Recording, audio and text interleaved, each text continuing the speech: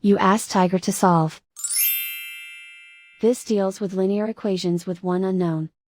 The final result is h equals 6. Let's solve it step by step. Group all constants on the right side of the equation. Subtract 1 from both sides.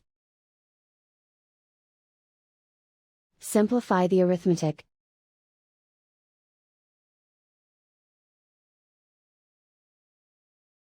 Isolate the x.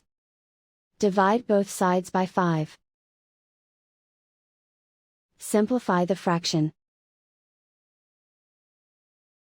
Find the greatest common factor of the numerator and denominator. Factor out and cancel the greatest common factor. And so the final result is h equals 6.